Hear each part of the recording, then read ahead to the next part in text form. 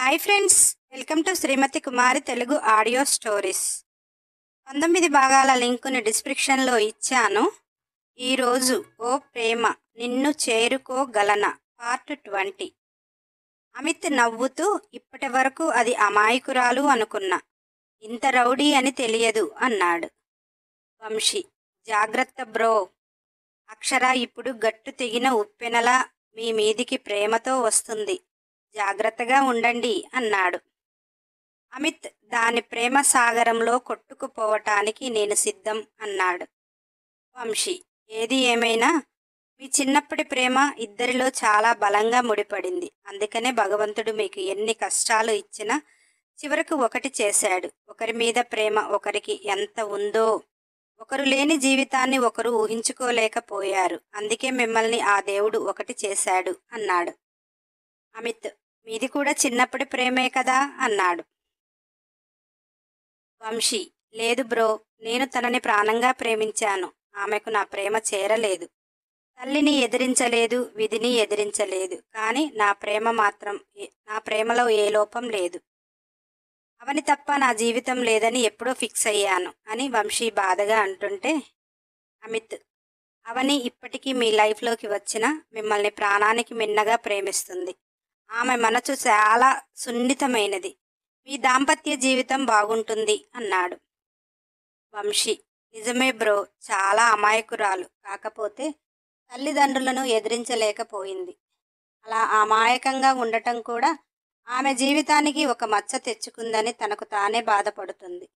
ఎంతటి ఆత్మాభిమానం ఉన్నదో నాకు తెలుసు. ప్రాణమైనా తీసుకుంటుంది, కానీ తల్లిలా చెడుబుద్ధి అనేది లేదు. బంధాలకు విలువనిస్తుంది. తన వారు నా అనుకుంటే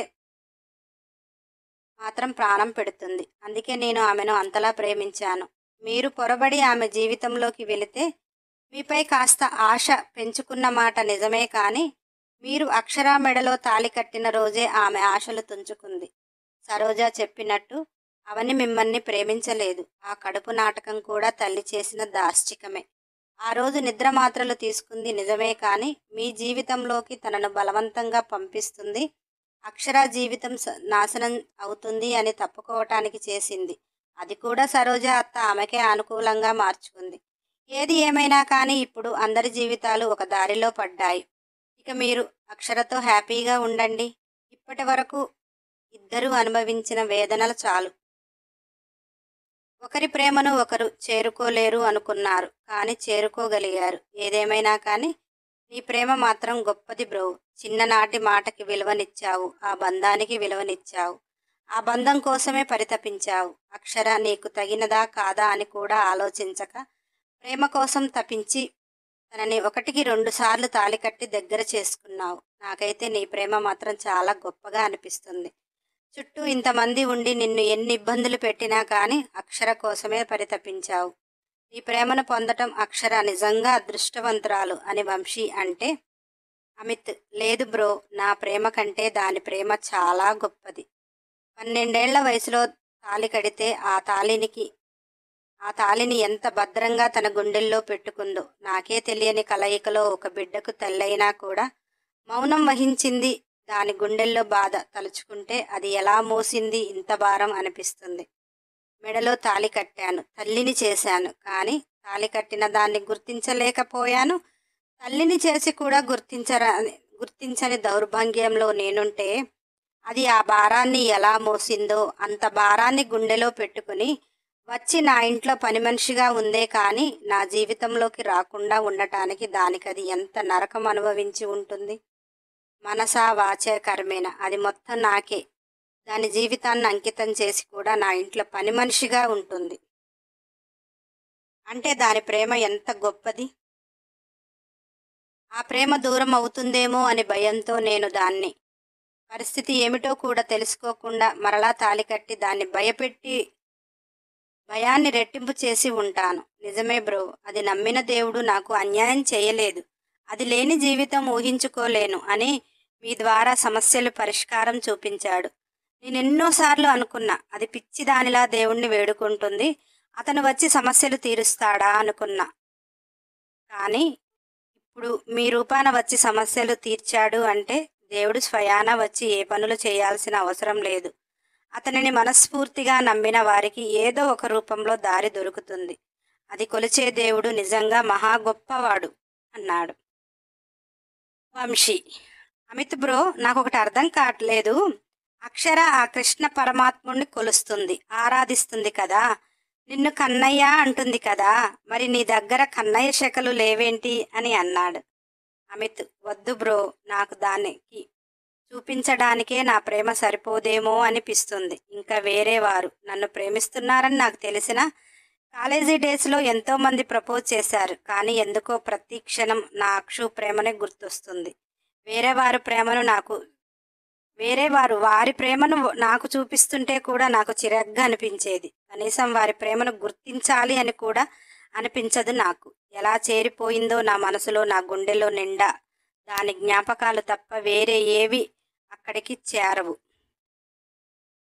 అది నాకు దూరం అవుతుందనే భయానికి కొట్టి తిట్టైన దగ్గర చేసుకోవాలి అనే కసి పెరిగింది. కానీ దాన్ని వదిలించుకోవాలి అని ఒక్కరోజు కూడా అనిపించలేదు. అదేనేమో ప్రేమకుండే మత్తు అని. అమిత్ చిన్నతనంలో అక్షర, అమిత్ ఎలా ఉండేవారు, అసలు ఎలా పెళ్లి జరిగింది, తర్వాత అక్షర కోసం ఎంతలా తప్పించాడు అన్నీ చెప్తుంటే వంశీ ప్రేమకున్న గొప్పతనమే అదేమో అని అన్నాడు. అలా ఇద్దరు ఎన్నో ప్రేమ ముచ్చట్లు చెప్పుకుని ఉదయం బయలుదేరి వెళ్ళటానికి ఎవరికి వారు సిద్ధమైపోయారు. గిరీశం సరోజని, అవనిని, రామయ్యని కూడా తీసుకుని వెళ్ళాడు. వంశీ దీపను తీసుకుని అందరికీ చెప్పి బయలుదేరాడు. అమిత్ ఇంట్లో ఉన్న వారితో నేను వారం రెస్ట్ తీసుకోవాలి, అక్షరను తీసుకుని ఫామ్ హౌస్కి వెళ్తాను అని నీలవేణితో చెప్పాడు. నీలవేణి కూడా అన్ని సమస్యలు తీరాయి, కొడుకు సంతోషాన్ని ఎలా కాదంటుంది, బయలుదేరమని చెప్పింది. అమిత్ అంతక్రితమే ఫామ్ హౌస్లో ఉన్న సాగర్కి చెప్పాడు అక్కడ ఒక వారం ఉండటానికి ఏర్పాట్లు చూడమని. అమిత్, అక్షర కూడా వాళ్ళకి ఏమేమి కావాలో, బాబుకి ఏమి కావాలో అన్నీ తీసుకుని సంతోషంగా బయలుదేరారు. అమిత్, అక్షర ఇద్దరు ఫామ్ హౌస్కి వెళ్లే వరకు సాగర్ ఎదురు చూస్తున్నాడు. రామయ్య వెళ్ళిపోయాక సాగర్ని అందులో ఉంచారు. సాగర్ వయసు, అమిత్ వయసు ఒకటే. సాగర్ అమిత్ను చూసి, సార్ మీరు చెప్పిన ఏర్పాట్లు అన్నీ చేశాను అని చెప్పాడు. అక్షర కూడా వాళ్లకు కావలసినవి కారులో నుంచి తీస్తుంటే, నేను తీసుకొస్తాను మేడం అని సాగర్ అంటే, అక్షర నిలుచుని చూస్తుంటే సాగర్ అన్నీ బయటికి తీసి రూమ్లో పెట్టాడు. టిఫిన్ చేశారు కనుక అక్షర వంట ఏర్పాట్లు చేస్తుంది. అమిత్, సాగర్ ఒక్కడే కనుక మనతో పాటే వంట చెయ్యి అని చెప్పాడు. సాగర్, వద్దు సార్, నేను చేసుకుంటాను అని అన్నాడు.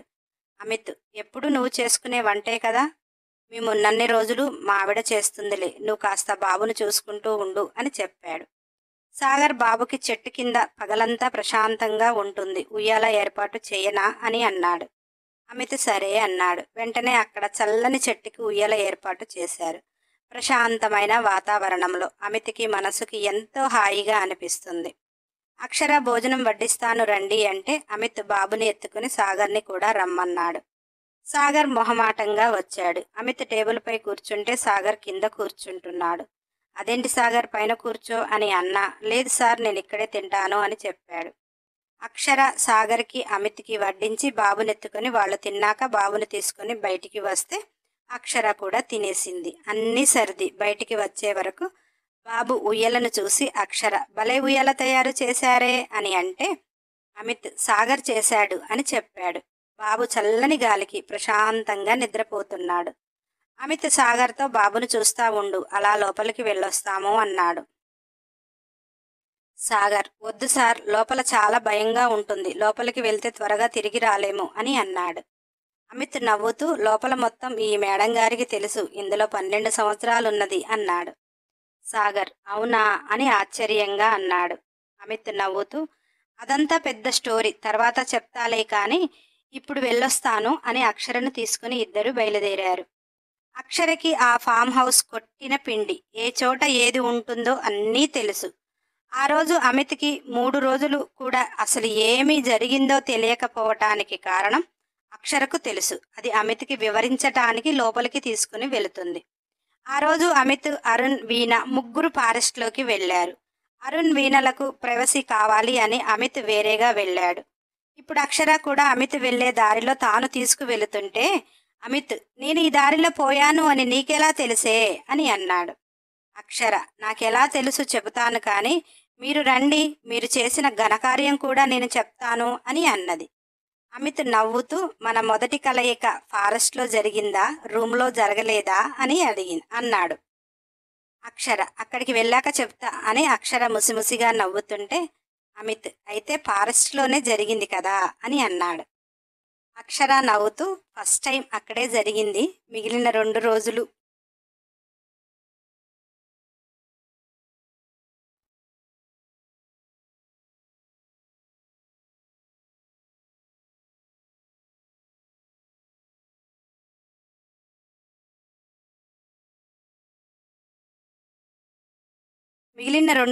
ఫామ్ హౌస్లోనే అన్నది.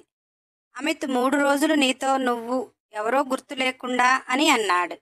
అక్షర అదే కదా, అక్కడికి వెళ్ళాక చెప్తాను అని అనేది. మీకే తెలుస్తుంది, అక్కడికి వెళ్ళాక మీరేం చేశారు మీకే గుర్తొస్తుంది అని అన్నది. అలా వెళుతూ వెళుతూ నీళ్ల కాలువ పక్క నుంచి తీసుకువెళుతుంది. అమిత్ ఆశ్చర్యంగా ఆ రోజు నేను ఇటే వచ్చాను, ఇంత అడవిలో నేను ఇటే వచ్చానని నీకెలా తెలుసు? అక్షర అబ్బా ఆగు కన్నయ్య చెబుతాను అంటే కూడా వినవేంటి అని అన్నది. అలా అక్షర పెద్ద చెట్టు కింద నిలబడి ఆ రోజు మీరు ఇక్కడే నిలుచుని ఉంటారు కదా అన్నది. అమిత్ అవును, చెట్టు నీడ బాగుంది అని ఇక్కడ కాసేపు కూడా కూర్చున్నాను అని చెప్పాడు. మీరు అలా కూర్చుని ఆ పొదల వంక చూస్తే మీకొక వింత పువ్వు కనిపించింది. తర్వాత ఆ పొదలలో ఆ పువ్వుని మీరు కోశారు కదా అన్నది. అమిత్ ఆశ్చర్యంగా ఆ పొదలలో పువ్వు కోశానని నీకెలా తెలుసు అని అన్నాడు.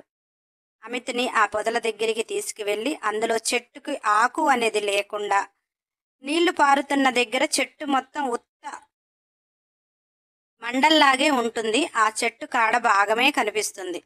ఒక్కటి కూడా దానికి ఆకు అనేది ఉండదు, కాండం మాత్రమే ఉంటుంది. అది నిండుగా నీరు పట్టి మండలు మండలుగా ఉన్నది. ఆ చెట్టును చూపిస్తూ ఆ చెట్టుకు పూసిన పువ్వే కదా మీరు కోసింది అని అన్నది. అమిత్ అవును అంటే అక్షర అది ఒక పున్నమి రోజు మాత్రమే పువ్వు పూస్తుంది. ఆ చెట్టు మహామహిమ కలది, అది హిమాలయాలలో మాత్రమే ఉంటుంది. ఆ చెట్టు ఇక్కడ ఉండటానికి కారణం పక్షులు గూళ్ళ కోసం ఆ మండలు తెచ్చుకొని ఉంటాయి. అలా అలా చెట్టు మీద పెట్టిన ఆ మండలు వెళ్ళి ఆ పొదలో పడి అక్కడ నీటి చెమ్మ వల్ల అది బ్రతికింది. ఆ చెట్టు ఒక పున్నమి రోజు మాత్రమే ఒక్క పువ్వు పూస్తుంది.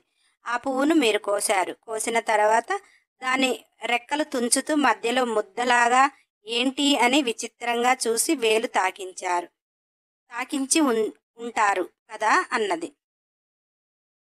అది తేనెలా అనిపించగానే మీరు నోట్లో పెట్టుకుని ఉంటారు కదా అన్నది. అమిత్ ఆశ్చర్యంగా అవునే, అలానే చేశాను. అలా చేయటం వల్ల ఏం జరుగుతుంది అని అన్నాడు. అక్షర అది మీరు పగలు కోశారు కాబట్టి ఒక 3 రోజులకైనా లేచారు. అదే నడిరేయిలో ఆ తేనె మీరు తాగి ఉంటే మీ పరిస్థితి ఇంకా ఘోరంగా ఉండేది. మీరు పగలు పువ్వులు కొయ్యటం, అది పరిమళించక ముందే ఆ తేనెను మీరు తీసుకోవటం వల్ల అది మీ ఏళ్లకు అంటింది మాత్రమే తీసుకుని ఉంటారు, మిగిలినది అక్కడ పడేశారు. నేను వచ్చేటప్పటికి అది కింద పడి ఉంది అన్నది. అమిత్ అంటే ఆ రోజు నువ్వు ఇక్కడికి వచ్చావా అని అన్నాడు. అక్షర నేను మామూలుగా కట్టెపుల్లల కోసమని వచ్చాను.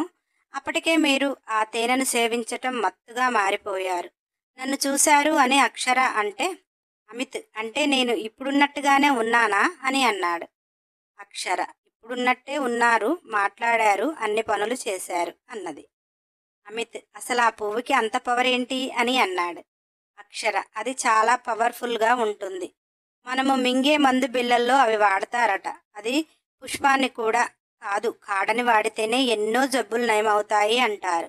ఆ పువ్వు రాత్రి 11 తర్వాత బాగా వికసించి చాలా మంచి వాసన వస్తుంది. అప్పుడు ఎక్కడ నాగులు ఉన్నా ఇక్కడికి వస్తాయి ఆ పరిమళానికి. అందులో తేనెను కొన్ని వందల వేల నాగులు సేవిస్తాయి. తర్వాత పున్నమి రేయి పరిమళ భరితంగా వాటి సయ్యాట నడుస్తుంది అని తాతయ్య చెప్పాడు. రాత్రి అందుకే ఆ పువ్వుని ఎవ్వరూ కోయలేరు. అటువంటిది మీరు ఆ పువ్వుని కోసి ఆ తేనెను సేవించారు అని అంటే అమిత్ అందుకేనా మన మధ్య కూడా సయ్యాట మొదలైంది కదా అన్నాడు. అక్షర సిగ్గుపడుతూ తల వంచుకుంటే అమిత్ అక్షర నడుంపై చేయి వేసి దగ్గరికి గుంజుకొని ఇటు చూడవే నా కళ్ళల్లోకి అన్నాడు. అక్షర మెల్లిగా తల ఎత్తి అమిత్ కళ్ళల్లోకి చూసింది. అమిత్ చెప్పు ఆ రోజు ఏమి జరిగిందో అని అన్నాడు. అక్షర మెల్లగా మీరిక్కడ పడుకొని ఉన్నారు. మొదట నేను ఇటు వచ్చినప్పుడు నాకు చాలా భయం వేసింది. ఎవరో మగ మనిషి. అసలు ఇందులోకి ఎలా వచ్చాడు అని ఆలోచిస్తా వెళ్ళిపోదామా అని మెల్లిగా వెళుతుంటే అక్షు అక్షు అంటూ మాటలు వినపడ్డాయి. వెంటనే నువ్వు నా కన్నయ్యవే అని ఇక్కడ ఏంటి అని పరుగున నీ దగ్గరికి వచ్చాను. చాలా మత్తుగా మీ వంటిపై నరాలు బయటికి తేలి మీరు నాకు చాలా భయంకరంగా కనిపించారు. మిమ్మల్ని అంతకుముందు రాత్రి చూసిన నేను ఇదేంటి ఇలా అయిపోయారని చుట్టూ చూశాను. ఆ పువ్వు రెక్కలు అక్కడక్కడ మీ పక్కన మధ్య భాగాన్ని చూశాను. నేనంత క్రితం ఏ రోజు ఆ పువ్వుని చూడలేదు. ఎందుకంటే మానవులు ఎవరూ చూడరు. పున్నమి రోజు ఆ చెట్టు దగ్గర ఎక్కువ పాములు ఉంటాయని తాత చెప్పాడు. ఆ రోజు పున్నమి. చాలా రోజుల క్రితం నుంచి తాత పున్నమి రోజు ఇటు రాకమ్మా అని చెప్పేవాడు.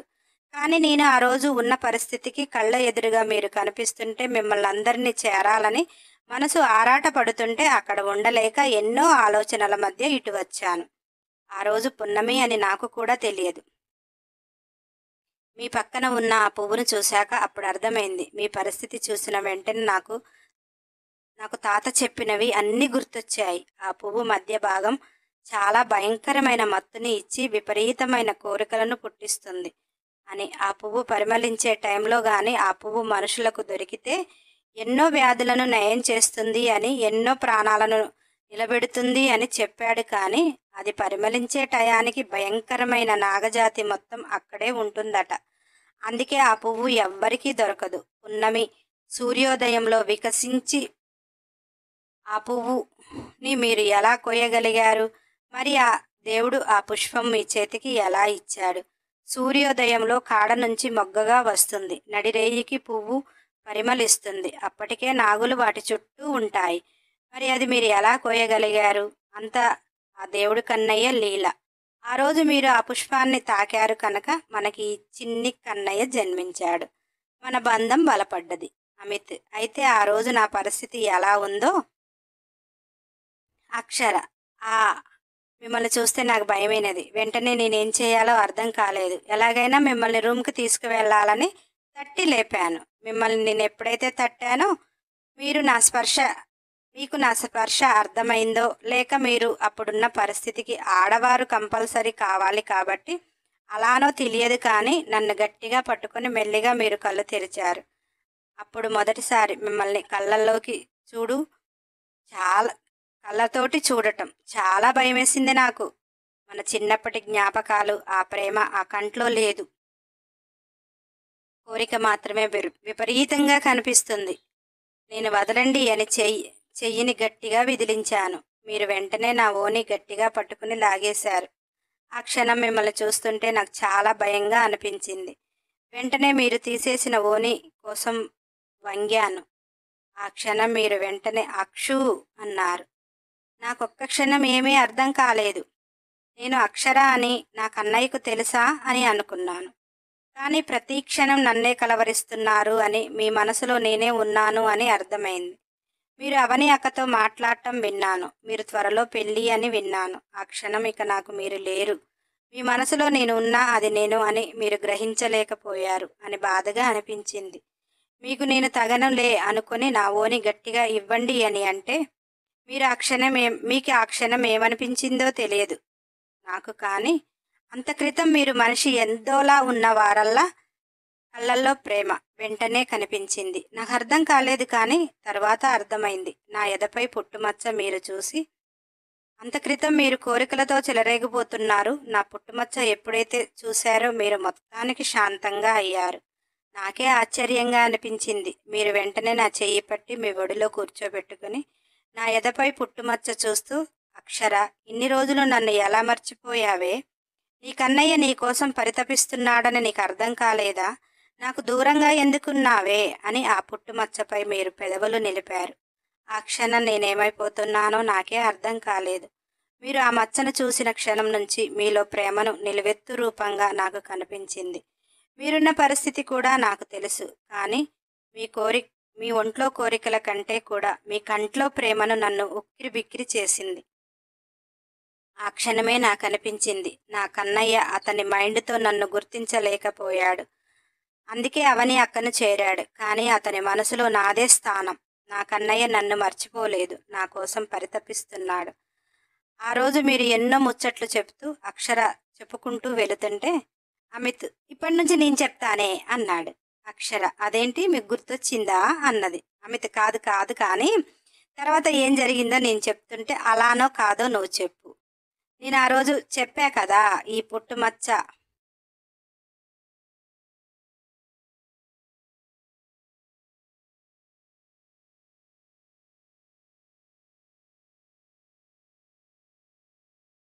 చూసే కలిసే నీతో కలిశానేమో కానీ లేకపోతే నా ప్రాణం పోయినా కానీ కలవను అని. నా మాట విన్నావా? నా ప్రేమ నీకు అసలు ఎందుకు చేరటం లేదే అని అమిత్ అంటే అక్షర అమిత్ని గట్టిగా కౌగలించుకొని ఆ మాట అనకండి. మీ ప్రేమ ఈరోజు మన కలయిక రోజు నన్ను చేరలేదు.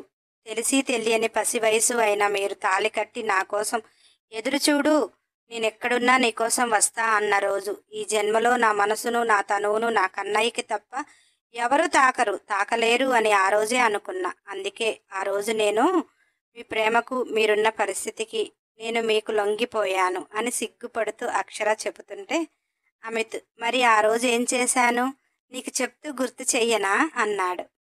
అక్షర సిగ్గుపడుతూ చెప్పాను కదా ఏ జన్మకైనా నా మనసు నా తనువు మీకే అని అని అక్షర అంటుంటే అమిత్ అక్కడ కూర్చుని అక్షరను తన ఒళ్ళోకి లాగాడు. అక్షర అమిత్ ఒడిలో కూర్చుని అక్షర మెడవంపుల్లో ముద్దులు పెడుతూ తన వైపుకు తిప్పుకున్నాడు. అక్షరకు చాలా భయంగా ఉంది. ఎందుకంటే వారి మొదటి కలయిక ఒక ప్రళయంలా కనిపించింది. అమిత్ ఎంత ప్రేమగా అక్షరకు దగ్గరైనా కానీ తాను సేవించిన తేనె ప్రభావం అక్షరపై బాగా పడినది. అందుకే ఆ క్షణం అక్షరకు నా కన్నయ్య అని ఎంత ప్రేమ ఉన్నా మొదటి కలయిక తాలూకు గుర్తులు భయాన్ని రేపుతున్నాయి. అమిత్ ఏంటే భయపడుతున్నావు అని అన్నాడు. అక్షర ఏమీ లేదు, తర్వాత చెప్తా అన్నది. అమిత్ అక్షర గుండెపై ఉన్న పుట్టుమచ్చను పెదలతో తాకుతూ మెడ భాగంలో ముద్దుల వర్షం కురిపించాడు. అమిత్ అక్షర తాళిని బయటికి తీస్తూ ఆ రోజు ఈ తాళిని ఈ మచ్చని చూసి నువ్వు నా అక్షరవు అని మనిద్దరిని ఒకటి చేసిన బంధం ఇది అని చెప్పి ఉంటాను. అక్షర అవును, మన మనసులు ఎప్పుడో కలిశాయి, మనకి ఎప్పుడో పెళ్ళైపోయింది అని మీరు నన్ను మాయ చేశారు అని అన్నది. అమిత్ నేను నిన్ను మాయ చేయటం కాదే, నువ్వే నన్ను నీ మాయలో పడేశావు. అందుకే నేను మనిషిగా లేకపోయినా నా మనసు నిన్ను ఎంతలా గుర్తించింది అంటూ అక్షర పెదవులు అందుకున్నాడు. తీయని ముద్దుల సయ్యాటలో అక్షరని ఉక్కిరిబిక్కిరి చేస్తూ తాను ఉక్కిరిబిక్కిరి అవుతూ అక్షరను సొంతం చేసుకున్నాడు. ప్రేమ విరహ విహారం అయిపోయాక అమిత్ ఇలానే నిన్ను సొంతం చేసుకున్నాను కదా అన్నాడు. అక్షర కాదు అన్నది. అమిత్ అదేంటే అన్నాడు. అక్షర అప్పుడు మీరు మైకంలో ఉన్నారు. మీ ఒంట్లో ఇప్పుడున్న కోరికల కంటే ఎన్నో రెట్లు ఎక్కువ. మన మొదటి కలయిక అయిపోయే వరకు నేను స్పృహలో లేను, నాకంటూ ఏమీ గుర్తులేదు.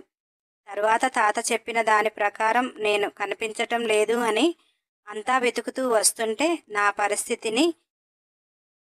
నీ పరిస్థితిని అక్కడ పువ్వుని చూసిన తాతకు గుండె గుబేల్ మన్నదంట. రామయ్య తాతకు మీరు తెలుసు, మనిద్దరి మధ్య బంధమూ తెలుసు. తను ఏమీ అనకుండా అక్షరమ్మని ఎత్తుకొని రండి బాబు రూముకి వెళ్దాము అన్నాడట. స్పృహలో లేని నన్ను మీరు రూమ్కి తీసుకుని వచ్చాక తాత నాకేదో పసరు తాపటం కాస్త నేను మేలుకున్నాను. తాత నాతో అక్షరమ్మ నీకు బాబు పరిస్థితి తెలుసు, నీ పరిస్థితి కూడా నీకు తెలుసు. నాకు తెలిసి నేను ఈ గడప దాటక బాబు మళ్ళీ నీకు భోజనం కూడా పెట్టనియ్యడు, తలుపు గడియ కూడా తీయడు అనుకుంటున్నా. అందుకే నేను నీకు 3 పూటల పసర మందు అన్నము ఆ కిటికీలోంచి ఇస్తాను. నీవు ఆ పసర ప్రతి పూట తాగుతూ కడుపు నిండా అన్నం తిని అతను నీ భర్తే కనుక అతనికి సహకరించు. బాబు పరిస్థితికి ఇప్పటికిప్పుడు మందు తయారు చేయటం కలవదు. అతనిని అలాగే వదిలేస్తే నువ్వు చచ్చిపోతావు. బాబుకి విరుగుడు నేను తయారు చేస్తాను, కానీ దానికి టైం పడుతుంది. రేపు సూర్యోదయానికి వాటిని సేకరించాలి. వాటిని ముందుగా తయారు చేసి ఒక నైట్ నిద్ర చేపించాలి. ఆ తర్వాతనే అది బాబుకి ఇస్తేనే, తను నిద్రపోతేనే ఆ నిద్రలో అతని మత్తు అతని కోరిక పోతాయి. అప్పటి వరకు తాను నిద్రపోడు, కనీసం తినడం కూడా తినడు. జాగ్రత్తగా చూసుకో అమ్మా. నువ్వు మాత్రం నేనిచ్చిన పసరు తాగాలి. ప్రతి పూట కడుపు నిండా అన్నం తినాలి. ఇది మాత్రం నువ్వు మరువకు. ఎందుకంటే నువ్వు నీరసించిపోతే బాబుకు నేను మందు తయారు ఇచ్చే వరకు నీ అవసరం చాలా ఉంటుంది. నువ్వు తనతో లేకపోతే తన మైండ్ పనిచేయక పిచ్చివాడిలా తయారవుతాడు. అందుకే 1-2 రోజులు నీ కన్నయ్యని మామూలు మనిషిని చెయ్యటానికి ప్రయత్నించు తల్లి అని చెప్పి ఆ గదిలో నుంచి వెళ్ళిపోయాడు. మీరు నేను మేలుకున్న దగ్గర నుంచి తన నా వైపే ఆశగా చూస్తున్నారు. రామయ్య తాత ఉన్నాడు అని, అసలు అతను ఏం చెప్తున్నాడో కూడా వినకుండా అతను ఆ గది నుంచి ఎప్పుడు వెళ్ళిపోతాడు అనేలా చూస్తున్నారు. రామయ్య తాత వెళ్ళిపోగానే తలుపు గడియ పెట్టి నన్ను ఆరాటంగా చేరుకున్నారు. ఆ మరుసటి రోజు మధ్యాహ్నం వరకు కూడా నన్ను నిద్రపోనివ్వలేదు. మీరు నిద్రపోనూ లేదు. నిద్ర ఆపుకోలేక నేను పడుకుంటే నేను లేచేదాకా నన్ను ఊపిరి ఆడనివ్వటం లేదు.